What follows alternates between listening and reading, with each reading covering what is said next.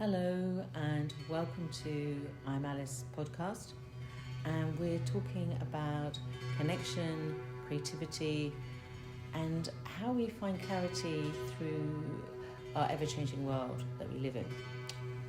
So we're talking about transformation and change. So welcome to this edition of I'm Alice podcast. I hope you enjoy it.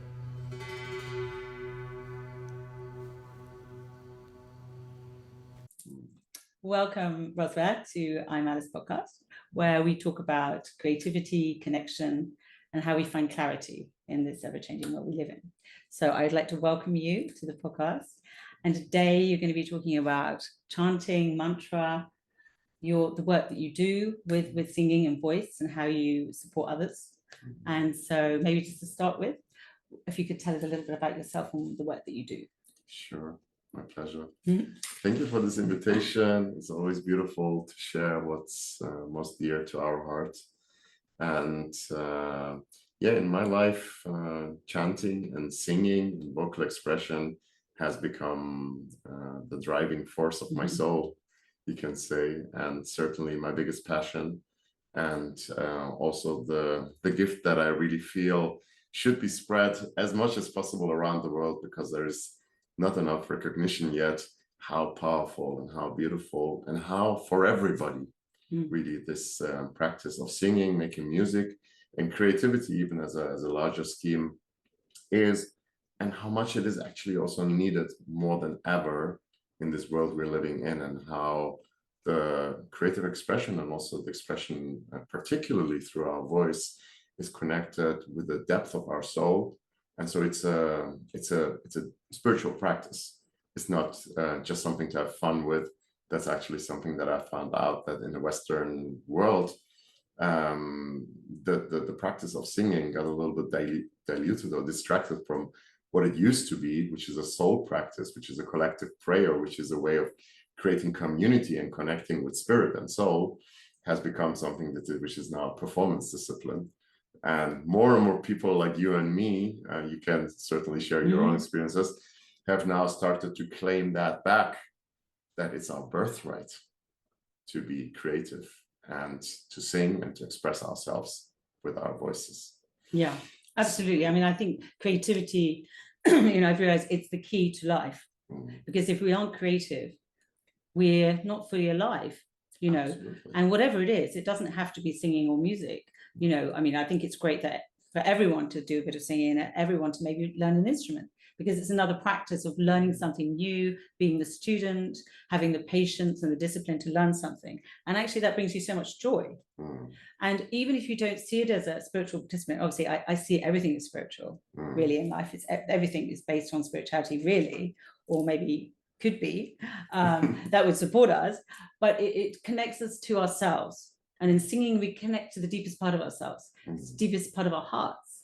And that's what gives us our life force. So in anything else that we want to do, by using our voice, by singing and chanting and using mantra, that is actually liberating, because it's actually liberating every cell in our body. It's starting to vibrate, our body, all the cells, and that's actually healing us through any, maybe illnesses that we have or discomfort, because we're releasing that instead of holding all the stress, anxiety, tension that this world, especially this current world that we're going through all these changes, resides in our body. So it's a wonderful way of just self-expression.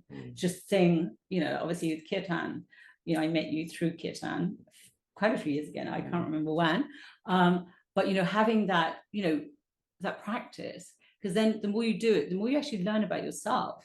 And like I was saying to you earlier, it's not singing like performance, it's singing through the heart. So it's almost like you go into a meditation and the words come out, and then next minute, an hour's gone and it's over.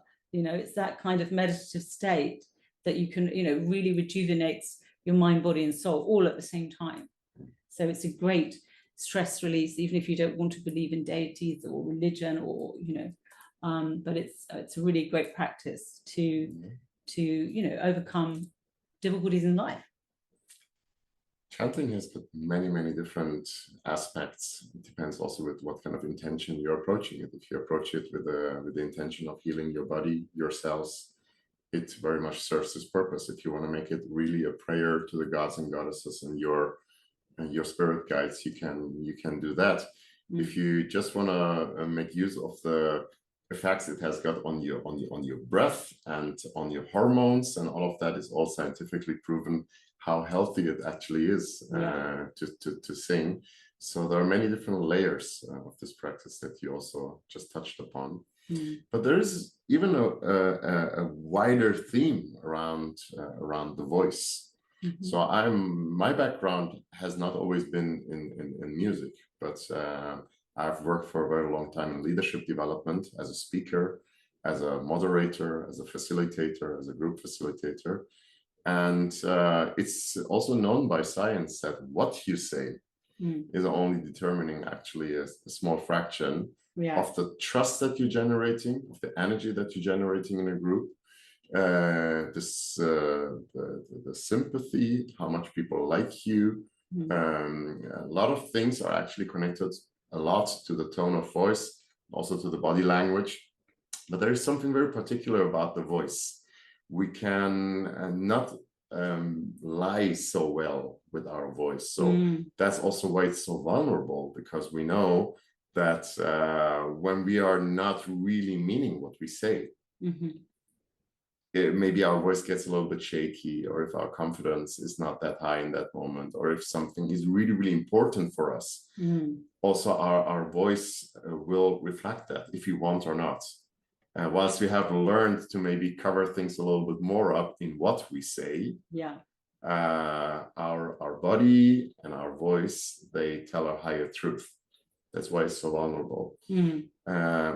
Conversely, it holds also this tremendous power of exactly this vulnerability.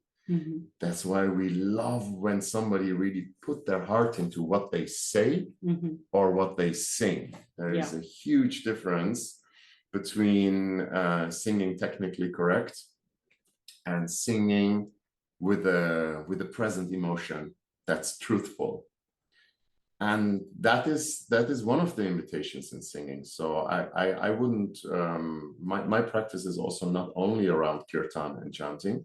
It's just that the chanting mantra, so maybe also for the audience who don't know what kirtan is, kirtan is a collective gathering. So it's a music ceremony led by music, but also by elements of meditation, breathing, sitting together in silence, and going through like a whole journey, which is mainly being guided by music, right? And it completely changes the paradigm of what singing is really about, because as you already mentioned, it's not about singing well. It's about feeling what you sing. And it's about feeling the whole room. And it's about all these voices melting and creating something mysterious and deeply touching. And it can be different things for different people. Some people start to cry. Some people are just very blissed out into meditation. Some people start to dance and suddenly have like an ecstatic burst. And some people are, it's just a great invitation to finally open their voice and feel safe enough, held by 50 other voices around them, to test the quality of their own voice and gain that confidence back after their voice had been shamed. Many have a history of their voice having been shamed by a teacher, by their parents, by friends.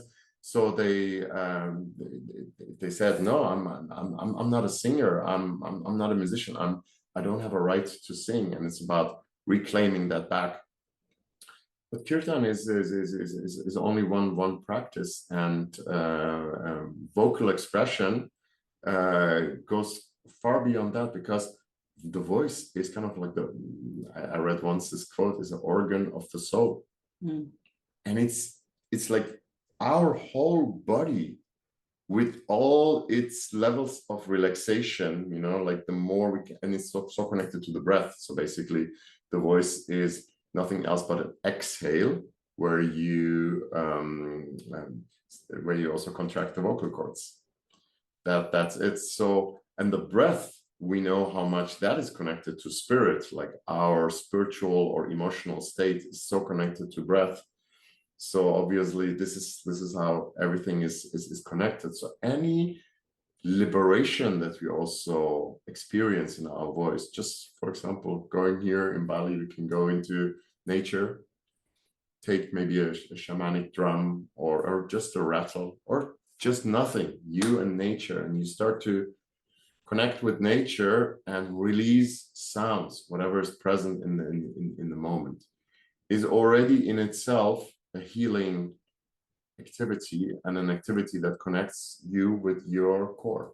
Yeah. I mean, just being out in nature, full stop, and That- viewing nature and viewing the color green. I mean, that in itself is very healing. I mean, having your feet on the ground. I mean, yes, it's even heightens it through actual singing and having a drum. I mean, I haven't actually done, well, I did it with you in the course that I did with you back in 2020. Yes, And I we all remember went well. down, we all took our instruments out down Yeah. to the river and remember. down into the, you know, and it rained a lot and everyone was singing. It was Yeah. a lovely ceremony. And then we wrote a little song, and yeah, I mean, it was beautiful. I went in the river, and yeah, but that's actually, I think that's the only time I've actually sung in nature. Oh no, maybe a few other times, but yeah, it's a great practice. I must do that myself.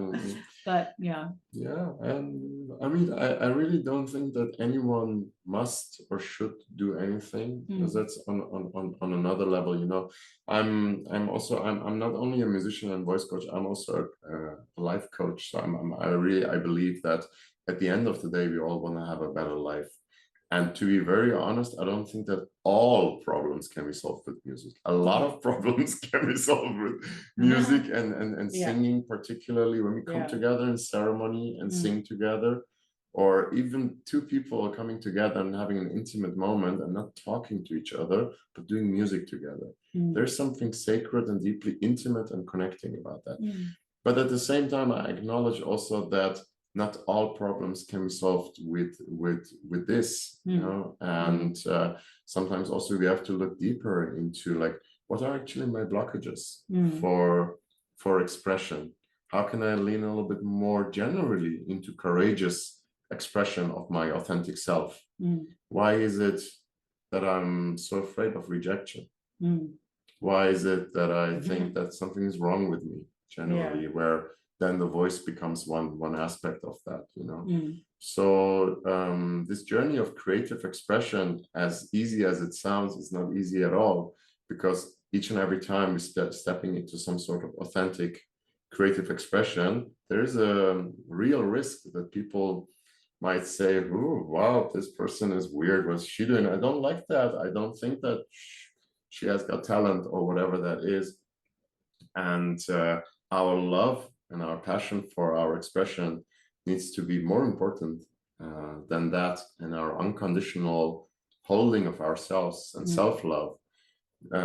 We need to cultivate that too, so that it can hold the creative expression, especially when we want to really put it out into the world. If you just sing in nature, that's one thing, but at that moment where we push the record button, as we do right now, it has a different quality, and we're stepping into the field of, we have to deal with the fear of rejection and not being good enough. I agree. I mean, the thing what I learned about putting out my book is about judgment. I learned a huge thing, because obviously putting out something that's your own, which is deeply personal, that you're sharing with anyone, you know, I mean, I had a lot of reservations about that, but what I learned through that, and what I really feel that what I learned through putting that out and like bearing my soul, so to speak, and my journey, is that I realized that other people's judgment of me was actually their judgment, and it wasn't mine. My judgments are my judgments. And if somebody wants to judge me for what happened to me or what I did in the circumstance, then that's all theirs, the way I see it. And it's like when people read my book and they say, oh, I don't like to do this, or whatever, they comment on it, it's like, you know, I put the book out for you to read it. It's your relationship to that. It's not my relationship to you or the book. You know, the book is a separate entity. So when they read it and they have these strong emotions, and sometimes they want to share that with me, which is fine. It's all good. But, you know, I do remember that it's not about me. It's the book has its own story for others to share, to experience their own journey through that. So I think it's the kind of same with music, you know. I mean, everyone has their individual journey. And for me, chanting, you know, back in 2014, you know, when I had a big sort of spiritual opening and a huge shock, huge trauma, you know, chanting came in for me then. It just slotted straight in and said, and it's sort of, it was completely natural just to chant all night, to go through this experience of shock that I was going through. So, you know, the way I see it, it's like the sounds of the mantra, and it was a holding mechanism. It's like a tool to hold space for me and to support me. And that's how I feel. That's how I got, because, and also the expression of singing, not singing, but, you know, just allowing my voice to express, you know. But I did want to say something else about that, and I can't remember now. I love your perspective on judgment. I wished all human beings could look at it this way, because then we would all be so liberated, actually, if we could fully embrace this idea that the judgment is on their side, and that a piece of art that we create, if it's a book or a song or whatever that is, it's out there, and it's its own entity, and it will create resonance with certain people, and with other people it won't, just as any other authentic expression of ourselves will have resonance or not with other people. And that's how it's supposed to be. It's not, good art is not supposed to reach everybody. No. It's supposed to reach the right people who are waiting for that. But it's about having that courage to be creative in whatever form. You know, I mean, some people are very talented singers or have natural talents in different areas, you know, and I went into writing. It's not an area for me. So it's either like another level of, you know, accessing something that's not my forte, say, you know. So I think when you are authentic, I think it's then that liberates you, but it takes time. I mean, it took me 7 years to put it out, but once you are authentic, you actually can't go back. You know, you're in that stream, and then it actually liberates you. This is a grand journey of each human being who wants to have a full life. This is at least the way I look at it. So we have this identification from our conditioning, from our education, from our culture, from our parents, and all these like false layers of self. And then eventually, if you're brave enough, at some point, the calling to become ourselves, become a fully emancipated, integrated, authentic human being with a unique expression in this world, becomes just so strong that we go on our hero's journey, as it is often referred to. And then we have to like unpack all these layers of false selves and step more and more and more into our authentic self. And that's a lifelong journey. It never ends. I think we always discover again and again layers of ego that we can transcend and maybe transmute even into creative expression and authentic being. So yeah, it's a never-ending journey. It finds always new avenues, and because you talked about chanting, and it has played such a big role in your life and in mine too. Chanting is an interesting example, because it is on the one hand creative expression, and on the other hand meditative practice. So in that sense, like when it was recently, a week ago, it was Shivaratri, and we were singing at some point the Mahamrityanjuna mantra, Om Trayambakam Yajamahe, for half an hour, just in a spoken version. Right. And at some point, like really, like your mind just dissolves and it just falls apart, and you fall into deep meditation. So this, I don't even know if I would call that creative expression, because there is nothing like unique, or there is like no self or no like deeper soul expression in that sense involved there. It's just a repetitive experience that brings you into a state of trance. Yeah, and it's an opening. It's an opening. Yeah. It's a deepening. It's a connection with a bigger energy, and it's all of that. That's why it's particularly so beautiful. But then when we are in a kirtan and there are all these other voices and there are the instruments, it's also a portal into authentic expression, because you might then suddenly dare to sing a little bit louder, or maybe on a different pitch, sing a harmony, sing a little call and response. Like there's a lot of freedom actually also in a kirtan for expression. And that's then somewhere where you can get a little bit into the edges of your own creativity. And then for myself, I can now talk to myself where I am now right now in my life. I am in a phase where I am exploring my own unique creativity in my musical expression as well, which is connecting me to my Persian roots, which is connecting me generally with my Eastern roots. So now I'm practicing a lot like Qawwali music and Eastern in the classical Indian music, Persian music, and finding my own sound, finding my own unique flavor of style, which is a bit apart from the chanting, because there's something, again, there's another layer opening when you really just create your own songs, your own arrangements, and then you put it out there as an expression of your soul. Yeah, so that's another layer, which is probably something that you have been going through with your book. Other people can have similar experiences with their businesses. Entrepreneurship is a type of creativity. Obviously, visual arts are another portal. However, I would say that music had always had and will always have a very special role in the whole field of creativity, because it is such an embodied experience, especially singing, because it's actually our breath and our body that is being the creative expression in itself. It's a little bit different from writing or painting or entrepreneurship and so on, in that sense that it's more embodied and more intimately connected with the deeper layers of yourself. But that can still inspire you in all areas of your life. Sorry? It can still inspire you in all areas of your life. Absolutely. Because I find that being more creative, not so much about the writing, although more writing is coming through, and I've actually been writing some songs too, which has surprised me, and learning guitar and learning more instruments, and you sort of go on this road of passion you're just called to different instruments. You're called to sing a song of your own, which for me was quite startling and a breakthrough. And singing through your soul, from your soul, this channeling of, say, gift of these words and this sound. And and I'm personally using this tool of creativity and singing this song that I've found as a way of honoring two people in my lives who are currently dying. So it's a way that I can use my creativity in expressing how I feel. And by learning to play guitar, it's almost like now I feel like I'm learning for them, so it's like become a sort of a spiritual practice to honor them by me learning something, because I have no control over, when they're going to pass, soon-ish.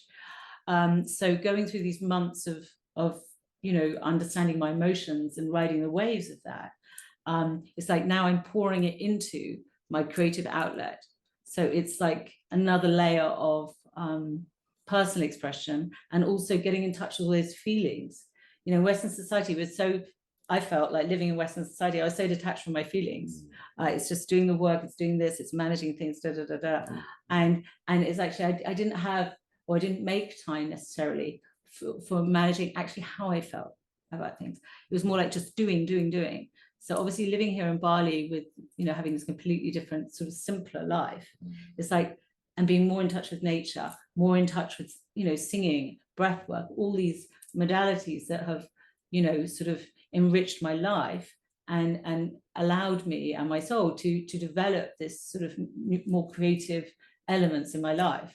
So it's really powerful. I feel like we all need to get in touch with a little bit of music and a little bit of our voice, and explore that. I love what you say also about well, first of all, about the interconnection between all the creative disciplines, like one opening in one field. When you open in writing, it might help you with music. If you open with music, it might help you with dancing. It's the courage to lean into your creativity is something that you can learn and trust, and then it has got this more general quality. And the second thing that I really loved is this connection between grief and singing. Because there are things that we cannot so easily express with our spoken word. And it has been known by all indigenous tribes that I think there's an African proverb that says spirit can only come down when we sing.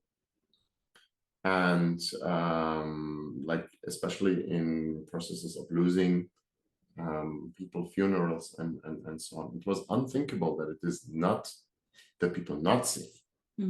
So I actually recently I was listening to a very wise man called Michael Mead, who's a mythologist, and he was offering that song from Burkina Faso, which is a funeral song, which is also, but it's not only sung in funerals, it is sung whenever we want to let go of something. So it's also the metaphorical death of anything that we feel like let go.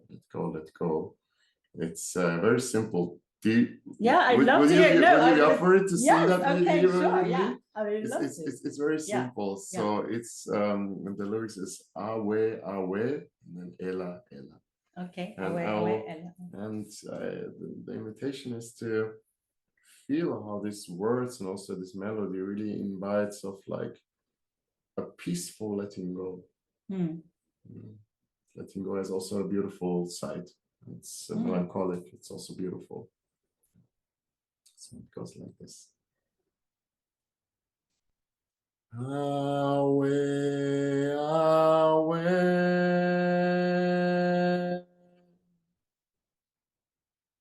Awe, awe.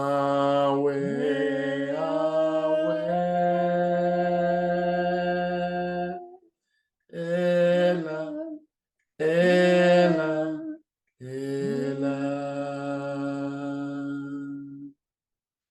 Awe, awe. Awe, awe. Ela, ela, ela. Awe, awe.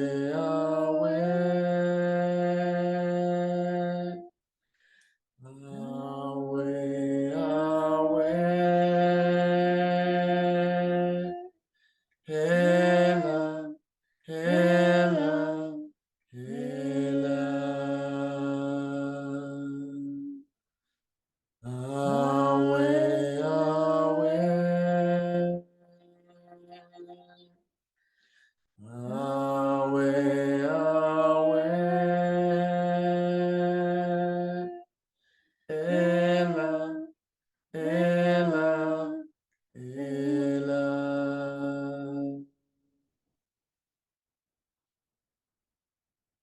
Beautiful. I'm going to be singing that one. It's simple, Yeah. right? No, Simple, but you really feel it inside. Yeah. I feel that peace. Yeah. It's like you just feel this channel of peace inside. It's like a tube. Yeah, I sort felt of the going same. through. There's something peaceful and peacemaking in that. And if I now imagine really there's a ceremony of a funeral, and really like 50 people sing that for 10 minutes. We just sang it only for a minute.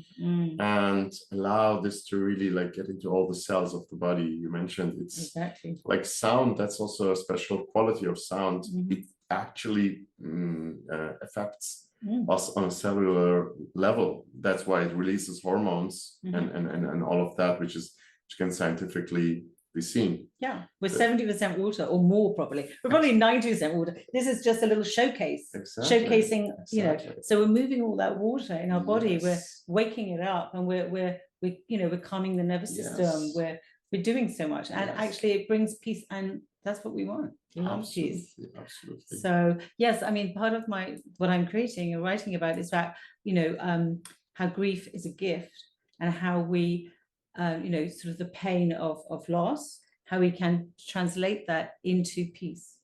So that would be a beautiful thing that I would share. So thank you. I appreciate that. I think actually I never told you the story how the harmonium came actually into my life.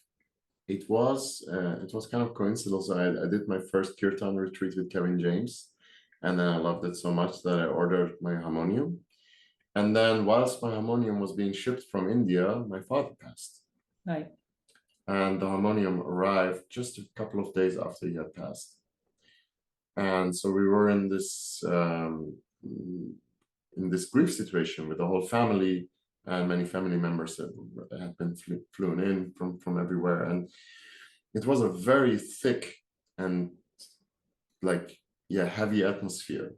And at some point I asked for permission if I am allowed to play this harmonium whilst we are grieving together. And you know that the harmonium also has got this quality. It is deep, it's mystical, it invites actually this quality of grief more than a guitar probably.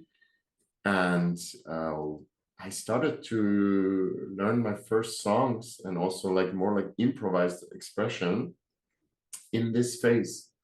And it was so potent. Like I would sometimes just play like one chord progression, which on harmonium is so simple because you only have to like move one finger back and forth.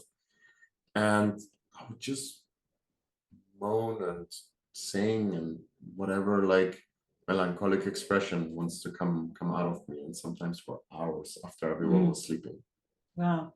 Because the harmonium, I mean, you know, I started playing that a few years ago, and yeah, just the vibration, you know, the vibrations, the harmonics, or I don't know how you just the vibration, I think that's what it is through the harmonium. It's just like it's very grounding, and you feel it again through your body. You're feeling it, and then playing and singing. It's like this whole body experience, you know, with the mind, your mind shuts off and you're just in it. And this is what I notice when I sing mantra and when I sing, is like actually I kind of disappear. I disappear into nothing, into no thing, and then I come out of it. And so it's like having those moments of stillness where we're just really in those moments, and that's, for me, that's really yeah, I just really cherish those moments of getting into that space. It comes kind of naturally. It's not like I'm forcing it, but it's just like being in something, focusing on the sounds, and then letting it all go, kind of thing, you know. It's like riding a bicycle, you know. You had to really try and ride and like get the steering and the balance, and then all of a sudden you just pop on at any point and you're off, you know. So yeah, it's actually very often the case with chanting that at the beginning there is a conscious effort, and then it's almost like it gains momentum, and then it's just pouring out of you. And that's where it's most beautiful. It's nothing to like try to achieve. It just happens by itself. It's an ancient technology that's been designed for your mind to surrender at some point. And if the mind has been very busy, for example, let's say you had a very busy week, lots of work on the laptop and everything, it might take longer for finally give up. And if you're already in a very meditative state and you're coming from a long hike in nature or whatever, you might tap into it right in the first minute.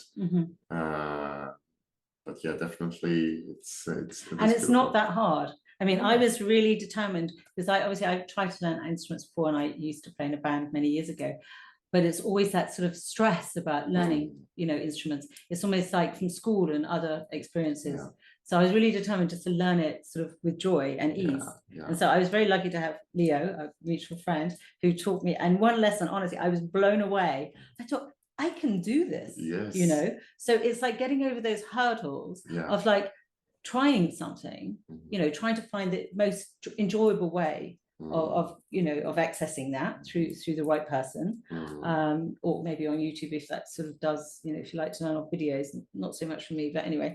And it's also like with guitar now, I mean, I just know a few chords, and just learning that is so therapeutic to, you know, even though with my song I can't play it very well, but you know, it's like practicing, and that the whole left brain, right brain, and the coordination, you know, like riding a bicycle, you have to get the balance and all these things. And it's just really, you know, it is a discipline to learn something, anything, I suppose, but it's this sort of really joyous way that you can learn, you know, with this intention. You know, for me, it's really the intention that I'm going to play this song and I'm going to have it recorded before these two friends depart.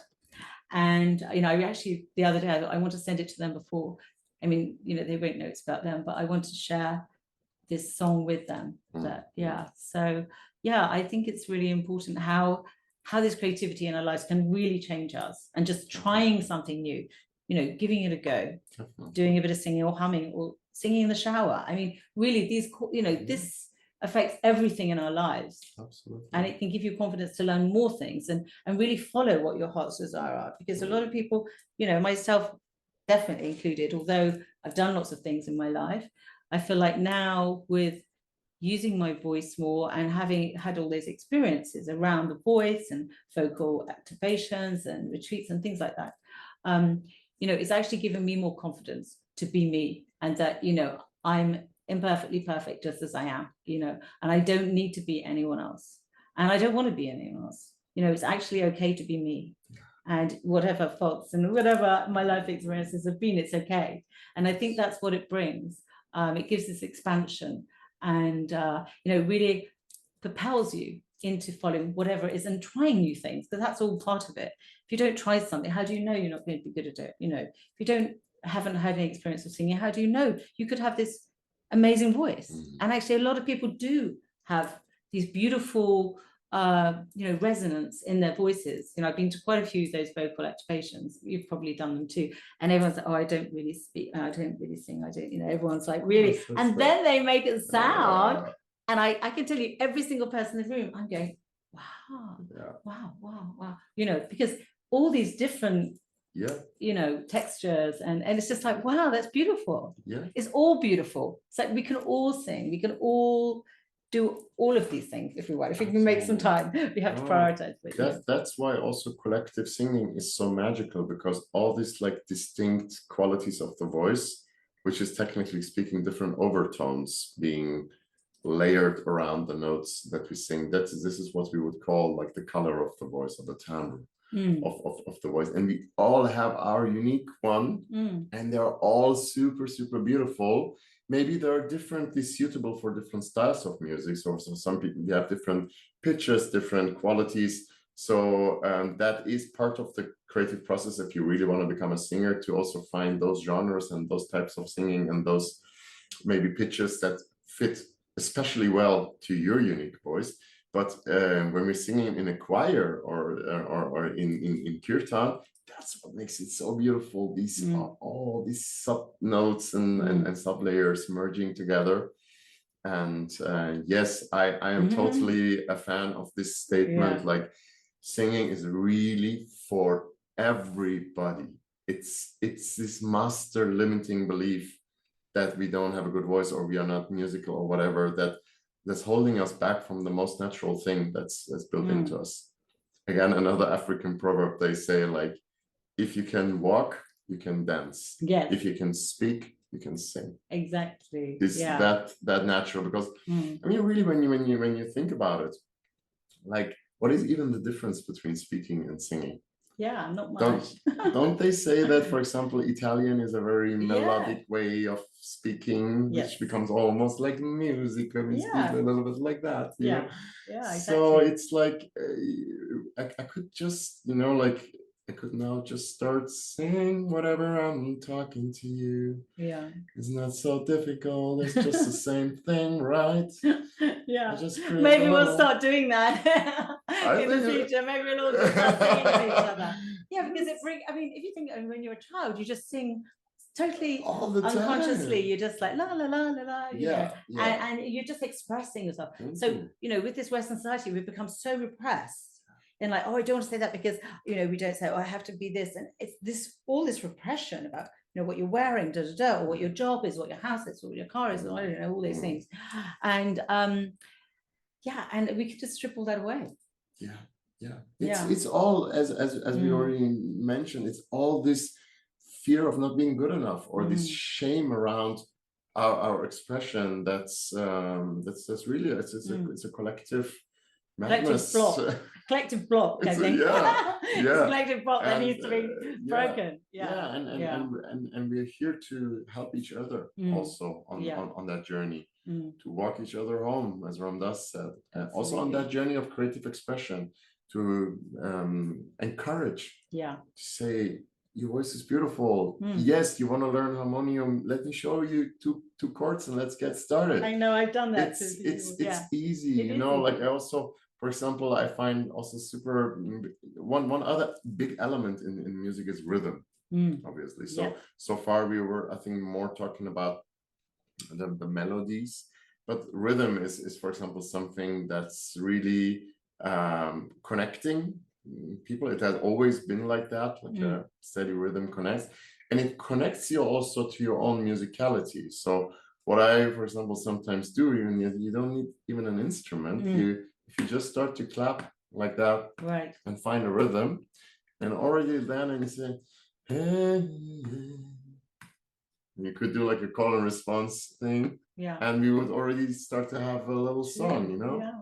And it's like, and even for yourself, it's more fun than just singing without anything. If you have that little beat going, na na na we na na we, sa na na we na na ye na we, ka na wa ya na we na ne, sa na wa ni na we na ne, sa na we na. Yeah, and also so you're connecting to your heart because you're actually that's soothing your heart chakra. that's Yeah, another layer of but that. you're, It's you know, true. that's Yeah, what immediately came to me. It's thank like you. you're actually soothing yourself, and you're you know, you're telling yourself it's okay. Yes. You're supporting yourself. So in doing the tapping, it's actually supporting the whole body. Very nice. Yeah. It's definitely another layer.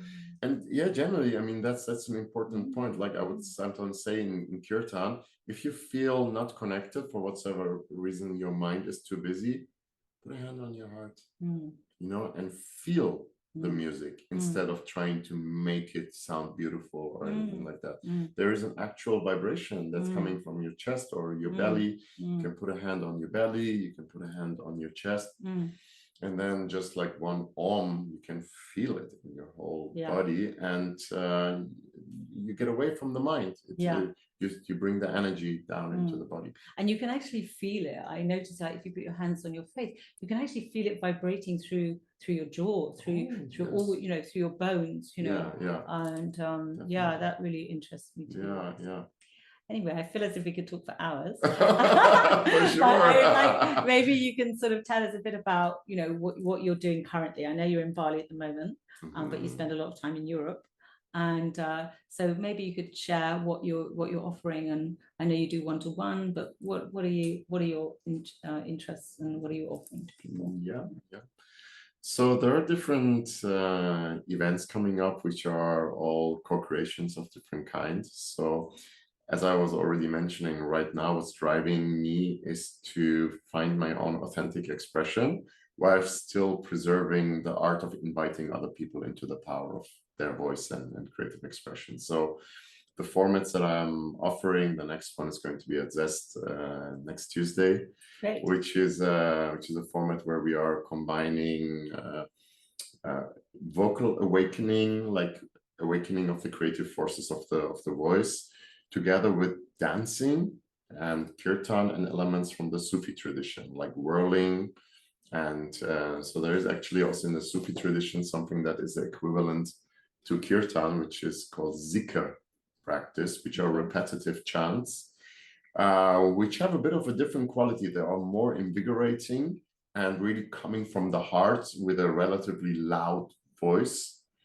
And also the poetry of the Sufis, like from Rumi and Hafiz and Amir Kabir and all of them, is connected to this practice. So I am myself now also immersing myself more deeply into Persian poetry, creating my own interpretations of that, bringing in the element of Eastern music into these events, and continue supporting individuals on their journey. Really more from a holistic point of view. The voice is an important part, creativity, connecting with your creative desires and having the courage to express them is such a vital point in a personal transformation journey.